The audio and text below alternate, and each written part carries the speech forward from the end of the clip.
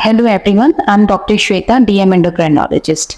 आज हम डायबिटीज़ के बारे में कुछ डिस्कशंस करेंगे कि जब कोई पेशेंट आता है, मोस्टली पेशेंट्स को यही डर लगता है कि हमें शुगर हुई है कि नहीं है। तो डायबिटीज़ कैसे होती है, क्यों होती है और इसे कब कहते हैं, लेबल कब लगाते हैं पेशेंट को कि डायबिटीज़ हो गई है।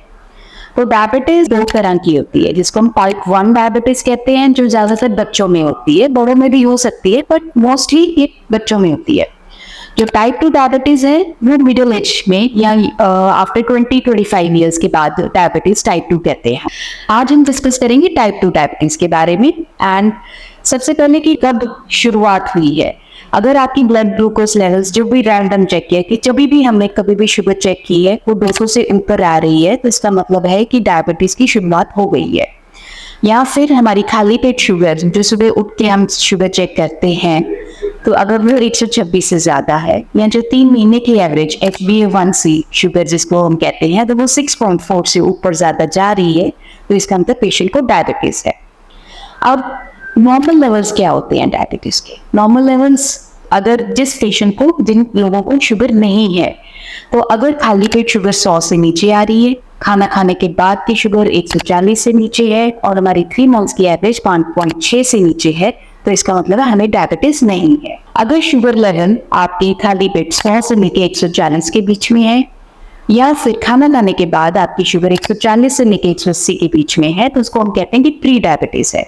तो उसमें अगर पेशेंट अपना लाइफस्टाइल चेंज करता है, एक्सरसाइज करता है, खाने पीने का परहेज करता है, तो वो जो प्री डायबिटीज है उसको हम रिवर्स कर सकते हैं। अब क्या कारण है कि आजकल डायबिटीज इतनी कॉमन हो गई है? अगर हम देखें तो हर घर में शुगर का पेशेंट है। तो मेन रीजन ये है कि अगर हमारी फैमिली हिस्ट्री है, अगर हमारे पेरेंट्स को, हमारे चाचा ताई, किसी को भी, हमारे घर में किसी भी रिश्तेदार को शुगर है, तो हमें हाई रिस्क पे रहते हैं कि हमें डायबिटीज आ सकती है। या फिर अगर किसी लेडी को प्रेगनेंसी में शुगर हुई है, तो उनको आगे जाके रिस्क रहता है कि शुगर उनको दोबारा वापस आ सकती है अगर वो परहेज नहीं रखते हैं। या जब बच्चे हैं, उनका वजन ज्यादा है, डाइट ज्यादा है, एक्सरसाइज नहीं करते हैं, तो वो ऐसे बच्चे भी रिस्क पे रहते हैं कि जिनको टाइप 2 डायबिटीज आ सकती है। या फिर जैसे ज्यादातर आजकल हम लोग बैठे रहते हैं, एक्सरसाइज नहीं करते हैं, जिसे हम सेडेंटरी लाइफस्टाइल कहते हैं, वो सबसे मेजर फॉल्स है कि हमें डायबिटीज को, इसलिए हम लोगों की यंग जनरेशन को डायबिटीज को प्रोन हो रही है। और फिर ईटिंग हैबिट्स, कि हम लोग खाना ज्यादा खा रहे हैं, एक्सरसाइज कम हो रही है, या जंक फूड बहुत ज्यादा हो रहा है, तो उसकी वजह से भी जो डायबिटीज का रिस्क बढ़ गया है। अब डायबिटीज को प्रिवेंट कैसे करेंगे? तो सबसे इंपॉर्टेंट इसमें है हमारा खाने पीने का और एक्सरसाइज। अगर हम अपना डाइट कंट्रोल कर लेते हैं, कि मीठे का परहेज कर लेते हैं, पोर्शन कंट्रोल करते हैं, थोड़ा थोड़ा बार बार खाएं, तो इसको हम काफी हद तक खाने पीने से ही कंट्रोल कर सकते हैं। मेडिसिन की हमें तब भी जरूरत पड़ती है जब हम हमारा लाइफस्टाइल जो है उसे शुगर लेवल को कंट्रोल नहीं कर पा रहा है, या फिर हमारा जो 3 महीने की एवरेज है बहुत ज्यादा है, जो कि खाने पीने या एक्सरसाइज से कंट्रोल नहीं हो पाएगा, तभी मेडिसिन हम शुरू कर देते हैं। तो डाइट भी सबसे इंपॉर्टेंट है कि सबसे पहले हमारे मील्स जो होते हैं, कि जैसे हमें 3 बड़े मील्स लेने हैं और 3 छोटे मील्स लेने हैं। तो सुबह जैसे उठ के आप अपनी ब्रेकफास्ट में जो है आप नॉर्मल अपना खाना खाइए, अपनी जो फुल्के वगैरह है वो लीजिए, चाहे पौंठी खानी है पौंठी भी ले सकते हैं, बट उसमें इसको तले मत।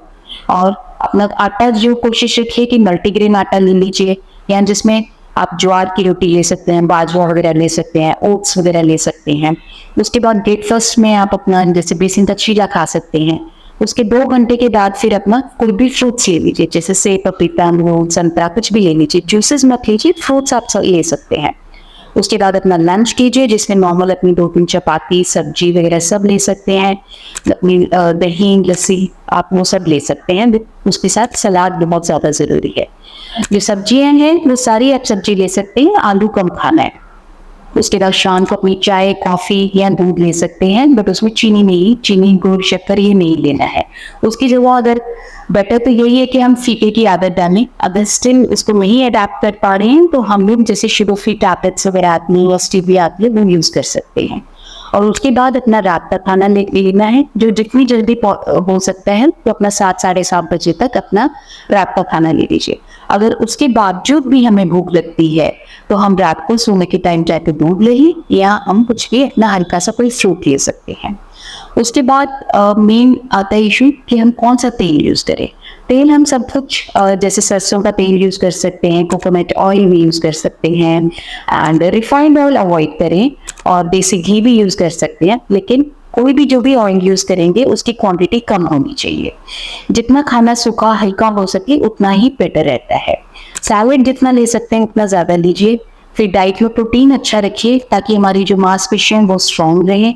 जैसे प्रोटीन में हमारे जैसे सोयाबीन, चने, फूल मखाने, ये चीज़ ज़्यादा लेनी है। जो नॉनवेज ले लेते हैं वो अपना चिकन वगैरह ले सकते हैं, एग्स वगैरह खा सकते हैं, या फिश वगैरह भी ले सकते हैं।